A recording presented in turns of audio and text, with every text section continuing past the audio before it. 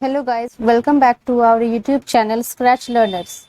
Today we are going to discuss about quadratic probing method.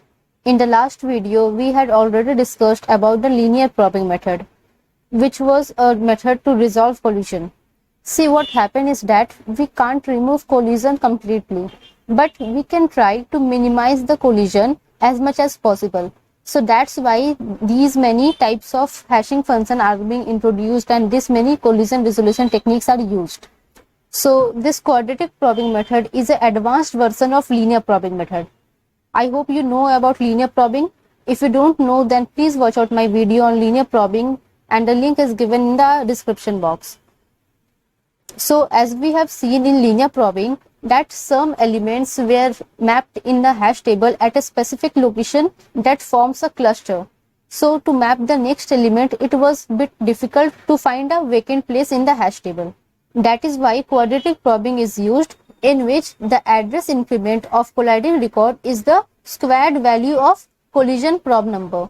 That means, as we know, the probe number was ranging from 0 to n-1, where n is the size of hash table. So it was 0, 1, 2, 3 and many more, right? As we have seen in linear probing method, the probe number were 0, 1, 2, 3 like this, and each time the address was being incremented by one location. But in quadratic probing method, the address increment is the squared value of probe number. That means if the hash value is k, then the next location is computed using the sequence k plus 1, k plus 4, k plus 9, k plus 16. That means this is 1 square, this is 2 square, this is 3 square, this is 4 square and so on. So in a simplified version, we can see that the address increment can be calculated from this formula k plus p square. K is the key value and p is the probe number. So this is the formula for calculating the next location in which the key value should be mapped. So what will be the hash function for quadratic probing? The hash function will be hash of k comma p is equals to hk plus p square mod m. Hk is the hash function used to find out the relative address of key values before collision. P is the probe number. As we already know, this value starts from 0 up to m-1, and m is the size of the hash table. So using this formula, we will calculate the hash function of the key records. Now let's understand quadratic probing with the help of this example. Here we are considering a hash table of size 10 and we need to map a key of records with these values. That means we are supposed to insert some records with key values 6, 14, 9, 23, 54, 64, 40 in a hash table which is of size 10. So we have marked the index of hash table here, which is starting from 0 and ranging up to 9. Now as we know, we need to apply a specific hash function to map these locations. So here I am using the modulo division method. And we know that the formula of quadratic probing is this one, right? And the hash function for modulo division method will be the key value mod n. What is n? N is a prime number which is closer to the size of the hash table. So as here the size of hash table is 10, so a prime number which is closer to 10 is 7, right? So our hash function will be k mod 7. Now let's calculate the location for all the key values. So for the first key value 6, the location will be calculated as k mod 7. That means 6 mod 7 plus p square. In the beginning, p, that is probe, is equals to 0. So it will be 0 square, that will be 0 only. And mod m. M is the size of the hash table, that is 10. So here we will get 6 mod 10 is equals to 6. So this element with the key value 6 will be stored at the index 6 of the hash table. Now for the next element, we will calculate its address as 14 mod 7 plus 0 square mod 10.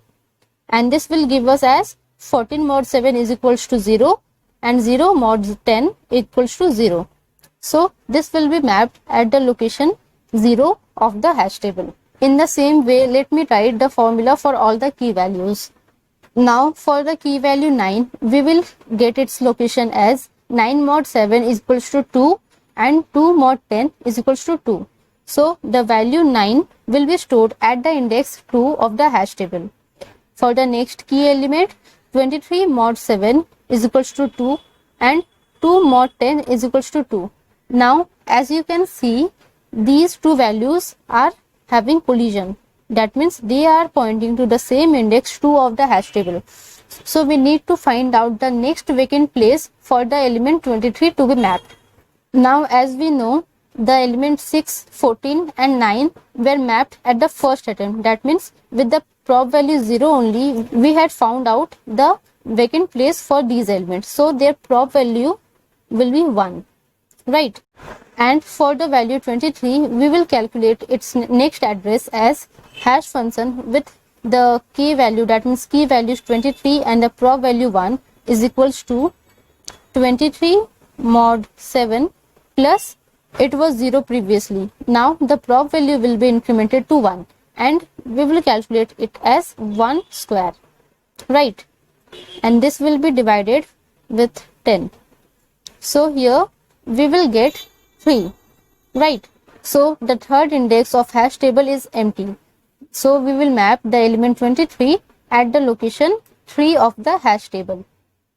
Right. Now the next element is 54 and we will calculate its location. So 54 mod 7 is equals to 5. 5 plus 0 equals to 0 and 5 mod 10 equals to 5.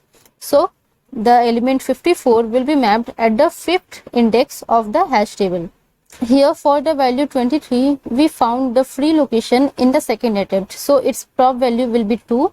For 54, it was being mapped at the first attempt. So this will be 1. Now for the value of 64, we can calculate its location as 64 mod 7 equals to 1 and 1 mod 10 equals to 1.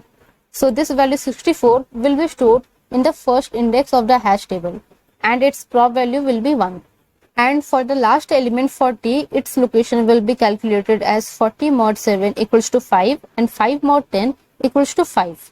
So as we can see, in the fifth location, an element is preoccupied.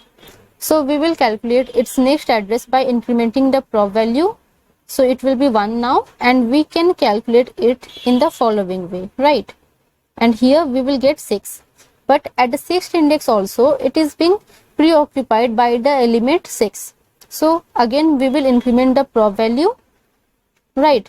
It will be incremented to 2 and we will calculate its address as 40 mod 7 is 5 and 2 to the power 2 is equals to 4. So 5 plus 4 equals to 9 and 9 mod 10 is equals to 9. And we can see the ninth index of the hash table is empty. So we will store the element 40 in the index 9 of the hash table. And what will be its prob value? We had found out the location in the third attempt. So its prob value will be 3.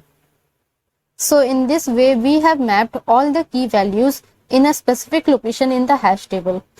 And as you can see here, there is very less chance of clustering compared to the linear probing method because the key values are tried to be mapped at an address increment of 1 location, 4 location, 9 location and so on, right? So this quadratic probing method is efficient method than the linear probing method.